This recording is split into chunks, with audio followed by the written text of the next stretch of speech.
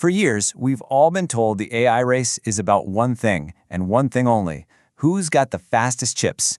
But you know what? That story is already out of date. The real battle for AI supremacy isn't about silicon anymore. It's about something way more fundamental. Yeah, you heard that right. The whole fight for the future of artificial intelligence, it's just not about who has the most advanced silicon anymore.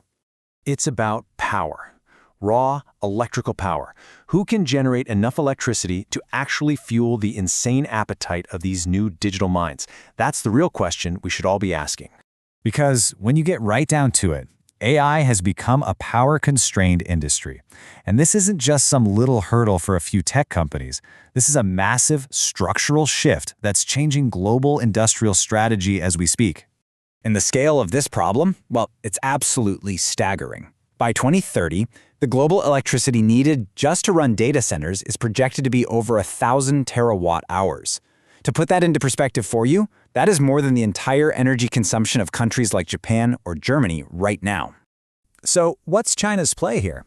Well, their strategy doesn't even start with AI models. It starts with an incredible state-led mission to build out its energy infrastructure. They're aiming to become an electron superpower first.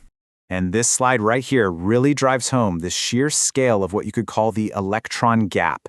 China already generates more than double the electricity of the United States. In an age where AI literally runs on power, this isn't just a gap, it's a massive structural advantage. And the speed of their expansion is it's hard to even wrap your head around. This number, 429 gigawatts, that's the net capacity China added in 2024, alone.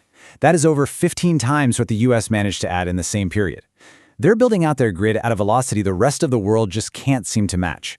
And this isn't just random building. It's all part of a brilliant master plan.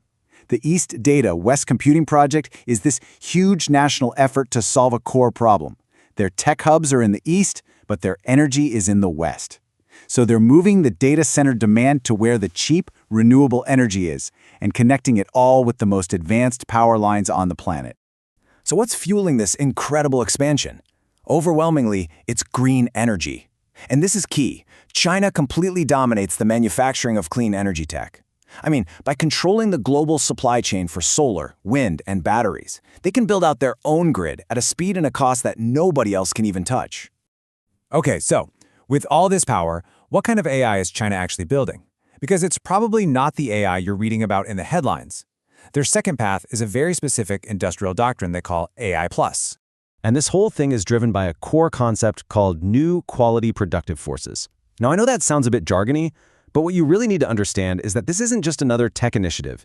It's a national economic strategy to pivot their entire country away from old models of growth and use AI to upgrade their whole industrial base.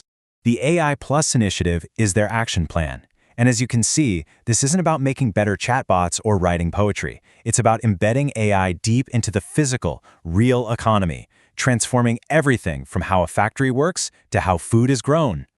You know, this quote from researchers at the National University of Singapore just hits the nail on the head. While the West is often obsessed with this race to create a super-intelligent AGI, China is playing a different game. They're all in on a diffusion-forward strategy, focusing on widespread, practical application to boost productivity right now. So when you take this application-first approach and you combine it with that huge energy advantage, you create this powerful, unique economic cycle. It's like a kind of industrial AI flywheel that just keeps reinforcing itself. And here is the really counterintuitive genius of this whole strategy.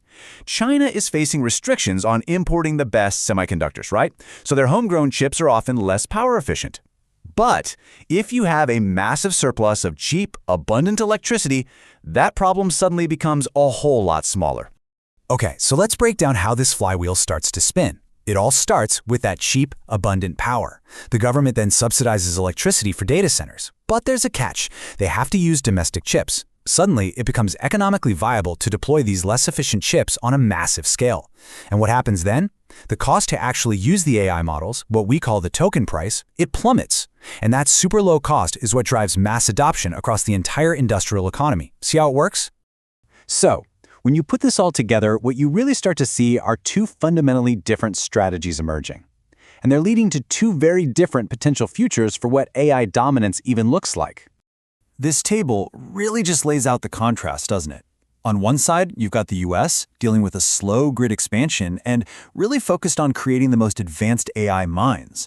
But on the other, you've got China, with this lightning-fast grid build-out, basically bypassing its chip bottleneck to focus on building an intelligent, physical economy. And this whole strategy has a very direct, very tangible result: cost. For AI models with basically the same capabilities, the price to actually use a Chinese model can be just a fraction of its US rival. And that kind of price difference makes mass deployment across millions of businesses not just possible, but pretty much inevitable. And this brings us to the ultimate question, right? If these two paths are so incredibly different, what does winning the AI race even mean anymore? What we're seeing are two totally distinct visions of dominance. The US path is all about leadership in creating the world's smartest digital minds and software. The China path, on the other hand, leads to dominance in building the world's smartest physical factories, supply chains, and robots.